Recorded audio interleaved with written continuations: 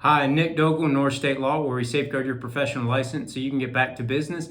Today I want to discuss CRNAs, that's Certified Registered Nurse Anesthetists, and the common complaints that they have with the North Carolina Nursing Board.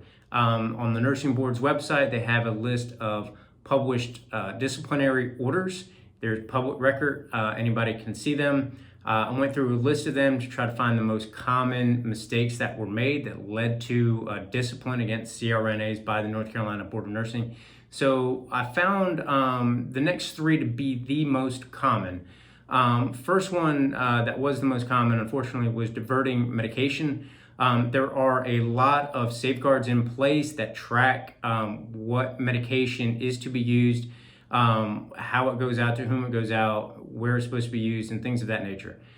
So when some of the CRNAs that have had discipline against them for diverting medication, they've been caught just because the system that's in place for tracking the medication and the controlled substances is very good. It's almost impossible to get around from what I've read. And it's a situation where if somebody comes to a CRNA and say, hey, I need, certain milligrams of this controlled substance, it's not going to be worth it to do it. A, it's illegal, and B, it's going to cost you your license, or it's going to substantially harm your ability to practice on your license. You might get suspended, you might be revoked, you might have, at the very least, a public reprimand. I don't think you'll get anything below that. I hadn't seen anything below public reprimand for that type of behavior. And it's just really not good practice to get into doing. If somebody comes to you and they're trying to get you to divert controlled substances to them, obviously don't do it. And B, think about at the very least to contact the police or your supervisor or both and let them know what's going on. Another area that I'd noticed where CRNAs had complaints filed against them and board took action and it resulted in discipline, public discipline at that, was failing to live up to the standard of care as a nurse or as a CRNA. And the main reason behind most of the ones that I found that were published orders were situations where somebody was going under anesthesia, obviously, and something happened negatively towards the patient, whether the patient passed away or something else happened, or just a mistake was made, and thankfully the patient was fine afterwards. But it had to do more with the physician telling the CRNA, no, we're not going to do that. We're going to do this because I'm in charge and I'm the boss. The CRNA in those examples that I found, most of the time did nothing wrong other than listen to the physician. If they had just stuck to their job and their standard of care as a CRNA, there wouldn't have been any issues. And, it's a tough situation that I would completely understand where somebody would be coming from where, well, they're the physician, they're the one that's supposedly running the show, I'm going to listen to them. Well, the board sees it a lot different way. You still have your standard of care and your duty to do your job the correct way.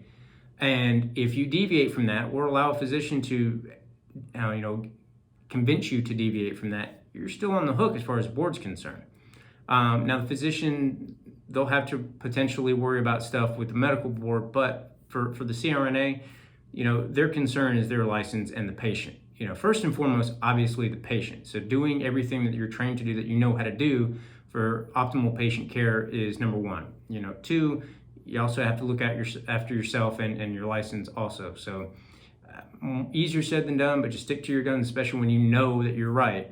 Explain to the physician why you're right, and then keep sticking to and doing what you're doing.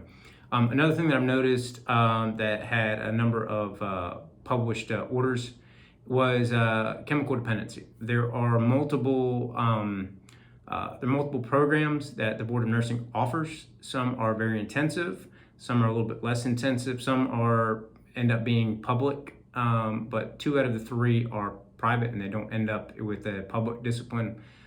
So if it's a situation where you feel yourself slipping, start getting some help immediately. If you are getting the type of help that you need is structured properly, then it might be a situation where you might not have to self-report. However, if it's a situation where things are starting to spiral out of control and it's starting to affect your performance, you may have to self-report at that time. So this all leads me to a question that I have gotten a lot from not only CRNAs, but NPs and RNs as well. And I think it even had an LPN ask me as well. Should I get my own malpractice insurance coverage? And it's a tough question to answer. It really depends on where you're working. Are you working for a hospital medical care provider? Are you working for a small team? If you're an NP, are you working by yourself? If you're a CRNA, you're probably going to be working with the team, and you might be at a smaller facility, you might be at a larger hospital. Just kind of depends on where you're working at. I would strongly advise to talk to somebody that sells malpractice insurance coverage. If you need a name of somebody or a couple of names, contact me. I'll provide you with some information for some insurance folks that I trust.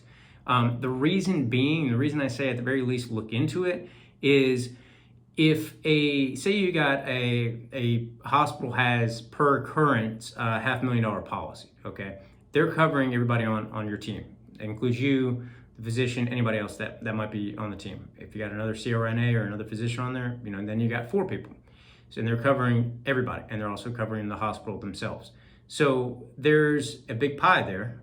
And if it's a situation where, that $500,000 occurrence, you're listed in a suit, everybody else is listed in a suit, and they need to use that $500,000, most of it to cover the 2 physicians, well, guess what? The CRNAs are going to be left out, and there's going to be a settlement. Also, the other bad thing is there's going to be a settlement that's signed, and because it's not your policy, the hospital can go ahead and sign a settlement. It'll be public record and more than likely have your name on it. There might be some facts in there that might not be, very good in light for you. That might not actually be 100% true. But if you have your own coverage, you're going to have somebody that's just on your side. Your malpractice insurance coverage is going to be, just yours. It's going to be your policy. That's who your malpractice insurance carrier is going to be looking out for, not anybody else. So I hope this information was useful. Sorry for being long-winded, but I feel like it's very, very important. There's some questions that have popped up a lot in the last 6-7 months. So I want to make sure that we covered all this. My name, again, is Nick Dogle. I'm the owner and founder of North State Law, where we safeguard your professional license so you can get back to business. If you have any follow-up questions on anything or need a name of a malpractice insurance provider, please give me a call, 919-521-8810. You can also check out my website, northstatelawfirm.com, or you can reach me by email. It's nick@northstatelawfirm.com. I'm also on social media, Facebook, LinkedIn, Instagram, Twitter, and I am now on TikTok as well. So plenty of ways to reach out to me. Hope everybody has a great day, and thank you for taking care of North Carolina. Bye-bye.